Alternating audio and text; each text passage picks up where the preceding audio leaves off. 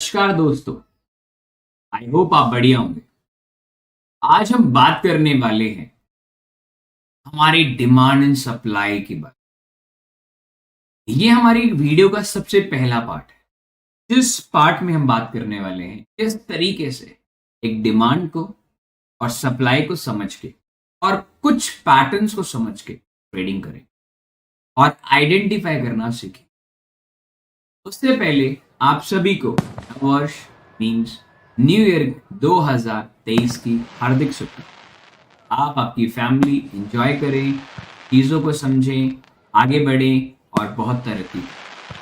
पीछे हुए जितने भी खराब चीज़ हैं उनको भुला करके एक नई शुरुआत करें। आइए चलिए हम अपने चैनल के माध्यम से आपको कुछ ना कुछ ज्ञान देने की कोशिश करें, जिससे आपको आने वाले वर्ष में आप एक अच्छे ट्रेडर बन सकें। Thank you so much to being with us from the last 2 years at DT4 live stream to learn about the live market. Thank you so much, guys. Let's introduce our topic demand and supply. Demand and supply zone को identify करते हैं कैसे और कैसे नहीं। चलिए, और आपसे रिक्वेस्ट है इस वीडियो को पक्का पूरा आखिरी तक देखेगा सो दैट आप लोग इजीली समझ पाए और लाइव मार्केट में आइडेंटिफाई करने में कभी ना। लेट्स बात करेंगे डिमांड की। There is a two different concept. ये पूरा का पूरा कॉन्सेप्ट इकोनॉमिक्स बेस्ड। इकोनॉमिक्स मतलब जहां कुछ नंबर ऑफ खरीदार मतलब बायर्स और कुछ नंबर ऑफ सेलर मतलब बेचने वाले खड़े। जैसे कि मैं आपको एक एग्जांपल से समझाना चाहूंगा कि डिमांड एंड सप्लाई होता है। अब डिमांड एंड सप्लाई का काम क्या है, ये इंट्रोडक्शन वीडियो रहेगी इनके ऊपर और फिर हम इनमें एक स्ट्रक्चर समझेंगे। देखिए, जो डिमांड होता है ना, वो एक तरीके से आप सपोर्ट बोल सकते हैं। Yes, you can say that कि आप एक सपोर्ट की तरह बात कर सकते हैं कि मार्केट अभी एक सपोर्ट पे है ना। आप सपोर्ट बोलते हैं ना, जहां से मार्केट उठ। सप्लाई का मतलब होता है गाइस आपका रेसिस्टेंस।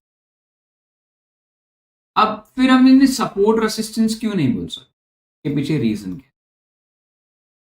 सपोर्ट एंड रेसिस्टेंस होता है एक एग्जैक्ट प्राइस। मतलब bank Nifty 40,000 is the support resistance area likewise.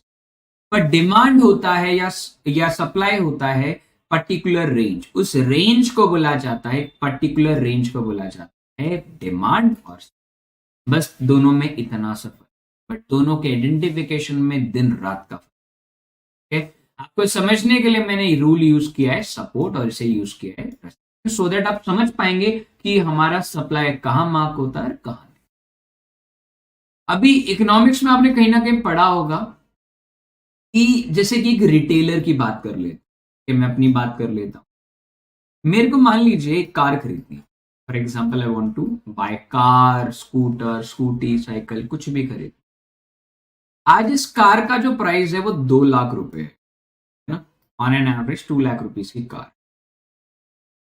अब मेरे जैसे लोग हैं, मान लीजिए 100 लोग इस कार को खरीदना चाहते, ये 2 लाख हो गया इस कार का प्राइस। मतलब वो प्राइस जहां सब खरीदने के लिए रेडी है, 100 लोग खरीदने के लिए रेडी हैं, इक्वल टू 100 लोग खरीदने के लिए, बायर 100 भी खरीदने के लिए रेडी है और सेलर 100 की 100 क्वांटिटी बेचने के लिए रेडी है। मतलब इस पॉइंट को बोला जाता है गाइस जहां आपकी डिमांड और जहां आपका सप्लाई सेम होता है। इसका मतलब है कि आप लोग अभी के टाइम पे मार्केट साइड वे में बैठे, मतलब ना ही मार्केट ऊपर जाएगा ना ही मार्केट नीचे जाएगा, सिर्फ मार्केट मात्र साइड। अभी क्या होता है ना, बेसिकली ट्रांसपोर्टेशन कॉस्ट, पेट्रोल का प्राइस बढ़ गया, ठीक है ना, कोई लोहे का प्राइस बढ़ गया, जो आइटम इस कार में यूज होता है उसका प्राइस बढ़ गया।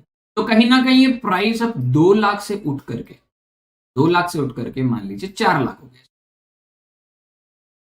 अब इस टाइम पे प्राइस बड़ा महंगा है, प्राइस बड़ा महंगा है, प्राइस महंगा मतलब एक्स्ट्रा प्राइस पे मिल रहा है आपको भी, हुआ है।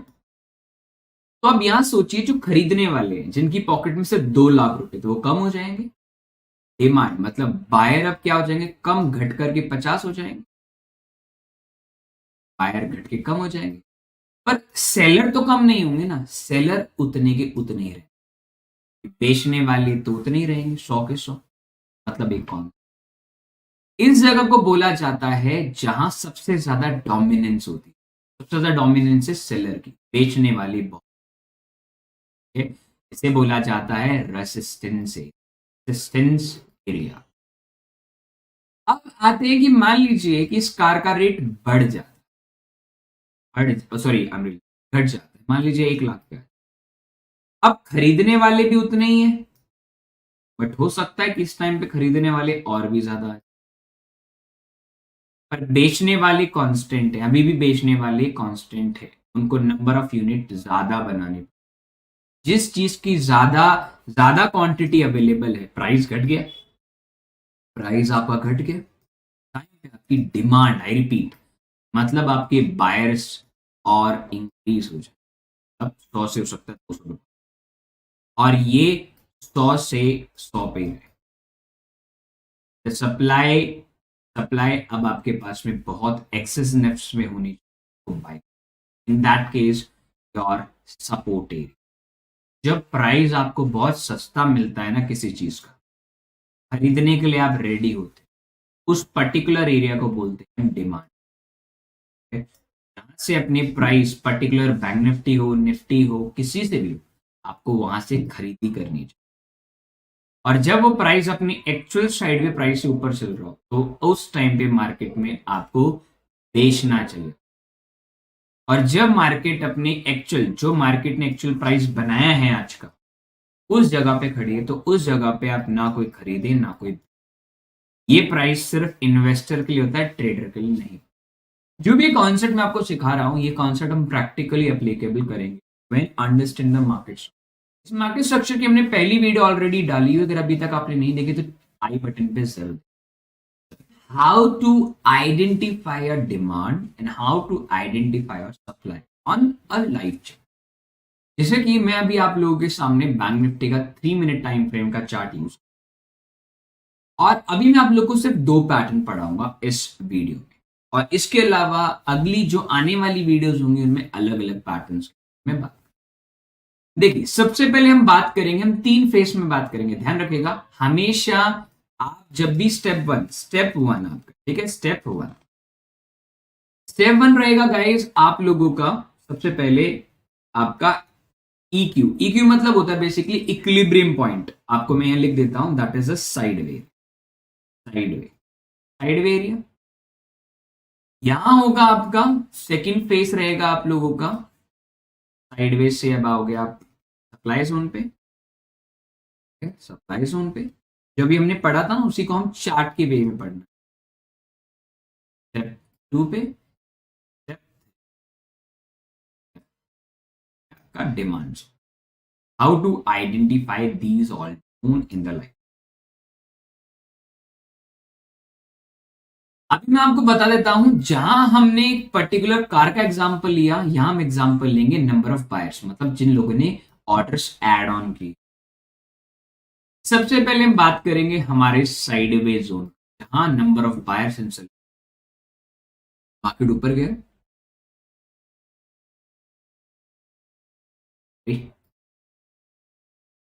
पहले मार्केट ऊपर गया दोस्तों, देन मार्केट नीचे आया, देन मार्केट ऊपर, नीचे, ऊपर,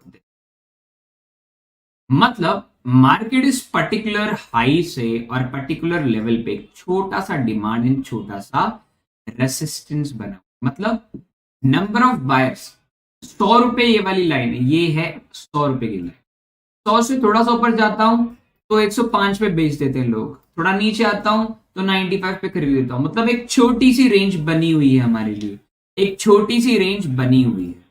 अब अचानक से क्या होता है ना, अचानक से क्या होता है कि इस रेंज को मार्केट, अब इस रेंज को मार्केट तोड़ करके ऊपर निकल, क्या करती है, ऊपर निकल, ऊपर निकलती, किस साइड निकलते, ऊपर से, बहुत तेजी से ऊपर जाते, आई रिपीट बहुत तेजी से।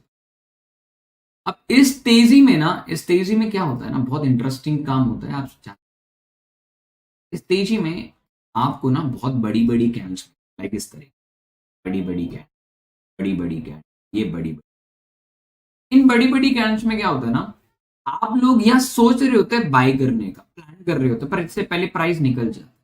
अब प्राइस यहाँ खड़ा है और आप यहाँ बाय करना चाहते हो, I want to buy, I want to buy, but आपको ना ये प्राइस ऐसा लगता है बड़ा महंगा यार, मैं नहीं खरीद पाऊंगा। फिर मार्केट गया तो थोड़ा सा नीचे आता है, फिर हम एक रिटेलर क्या सोचता है, यार ये बहुत ऊपर चला गया है, थोड़ा नीचे आ रहा है, एक सेल कर लेते हैं। तो लोग सेल करना स्टार्ट करेंगे, फिर ये दोबारा अगेन हाई चला जाता है। ये स्ट्रक्चर बनता ही चला जाता है, क्यों?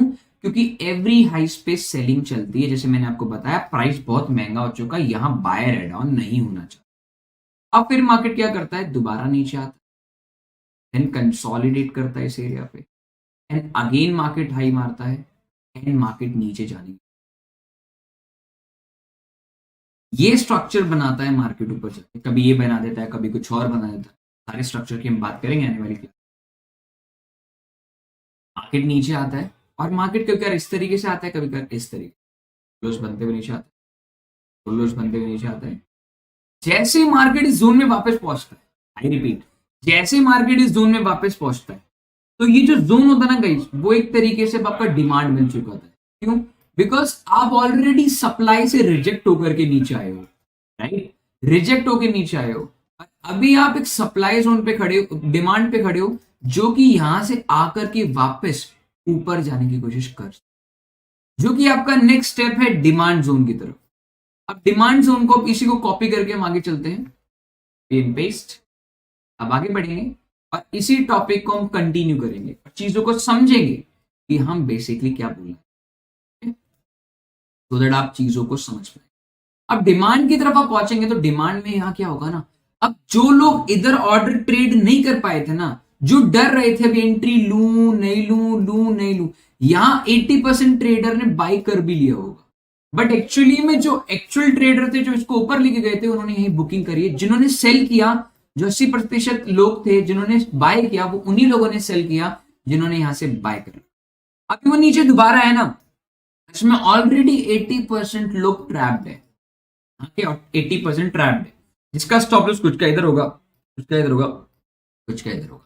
अब मार्केट क्या करती है, मार्केट और एक deeper pull, and then market come and वापस एंड देन गो, यहां से बोलते ना भर के गाड़ी आएगी यहां से। जैसे कि ये था इक्विलिब्रियम पॉइंट, जहां नंबर ऑफ बायर्स और सेलर्स बहुत ज्यादा थे, मतलब इक्वल नंबर। यहां बायर ने अपनी थोड़ी सी क्वांटिटी बढ़ा दी, सेलर भागते, सेलर ने अपनी क्वांटिटी बढ़ा दी। इस पर्टिकुलर को बोलते हैं हम एक तरीके से manipulation plus plus plus plus SL hunting. अभी हम इसे लाइव चार्ट्स पे समझ। सबसे पहले हमने बैंक निफ्टी का मात्र 3 मिनट का टाइम फ्रेम यूज किया। जब भी आप डिमांड सप्लाई पे ट्रेड कर रहे हो या किसी भी टाइम फ्रेम पे, डजंट मैटर। अभी मैं आप लोग को दिखाना चाहता हूं how to identify the markets. सबसे पहले हम एक सबसे पहले रूल हमने मैं आपको पढ़ाया था अभी, अगर आपको पता हो तो। मैंने थोड़ी देर पहले बताया कि हम सबसे पहले स्टेप नंबर 1 कंसोलिडेटेड एरिया को ढूंढेंगे, जो लगभग कंसोलिडेटेड एरिया। आप टाइम फ्रेम कोई भी ले सकते हो, मैटर नहीं करता। जैसे कि हम एक इजी ट्रेड लेते हैं, सबसे पहले इजी ट्रेड लेते हैं। हम समझेंगे सबसे पहले मार्केट के कंसोलिडेटेड एरिया को। अभी हम पहले बाइंग वाले एरिया को ढूंढते हैं, सेलिंग को हम बाद में ढूंढेंगे, क्योंकि अभी मैंने आपको सेलिंग नहीं सीखा। सबसे पहले बाइंग एरिया को, मार्केट ने कंसोलिडेटेड जोन बनाया अभी आपके लिए। आप इस एरिया को के रूप में आपको एक एग्जांपल छोटा, this is the consolidated area. Market इसी एरिया पे कंसोलिडेट कर एक छोटी सी रेंज में चल रहा है। तो just first of all mark your level. अब कैसे मार्क करना है, पूरा हाई से लोएस्ट पॉइंट तक मार्क। इसमें कुछ भी याद रखिएगा, आप जब भी ट्रेड करते हैं तो आप हाईएस्ट पॉइंट को और लोएस्ट पॉइंट को आप ऐसे नहीं छोड़ सकते, आपको पूरा mark. Once you mark all the levels, just wait for, repeat, wait for the, जैसे मार्केट ऊपर गया, अब मार्केट आपको क्या करेगा, ऊपर जाने के बाद, जैसे कि मेरा मन था यहां से बाय करने, आई रिपीट, यहां से बाय, बट मैं वहां से बाय नहीं कर पाता। इन सच रीजन, इन सच वे मैं बाय नहीं करता। इन केस ऑफ कि क्या करूँ यार, समझ में नहीं आ रहा, ट्रेड कर पाऊंगा नहीं कर पाऊंगा, मेरी एंट्री छूट। अब कुछ लोग क्या करेंगे, इस पुल बैक को आने का वेट करेंगे और यहाँ एंट्री लेंगे। कुछ लोग यहाँ एंट्री लेंगे। अब मार्केट गिरने लगा, यहाँ से पीक से गिरने लगा, देखेंगे यहाँ भी एक छोटा सा consolidated area, that is the consolidated. जहां मार्केट ऊपर गया, ऊपर जाने के बाद में मार्केट ने movement लिया and then market makes a lower low. जैसे कि मैंने आपको पढ़ाया कि मार्केट ऊपर से जब भी नीचे आएगा तो वो एक प्रीवियस ट्रेंड में, आई रिपीट, एक प्रीवियस ट्रेंड के अंदर में लोअर लोज बनते, फर्दर अप जाने। आपको एग्जाम्पल दिखाया था।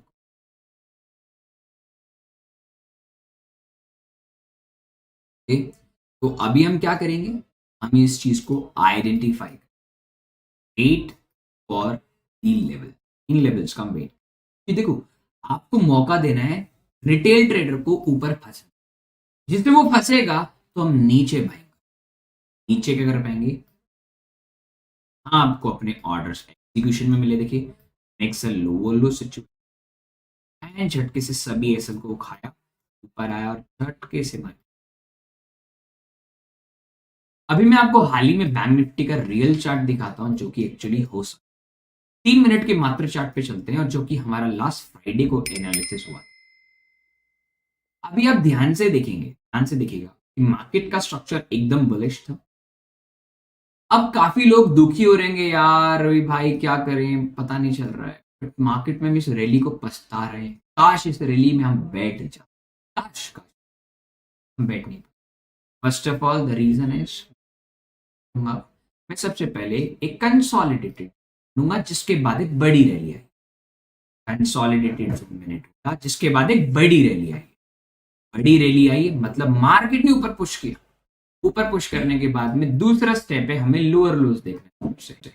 Lower low situation, this is the pure lower low situation, lower low situation and market makes me a very deeper. देखिए जैसे मैंने आपको बताया था कि मार्केट एक बार इस लेवल पे, जोन पे आएगा, और जोन पे आने के बाद में जरूरी नहीं हो यहीं से उठ जाएगा, जोन पे आने के बाद में वो नीचे पर स्टॉप लॉस खाएगा।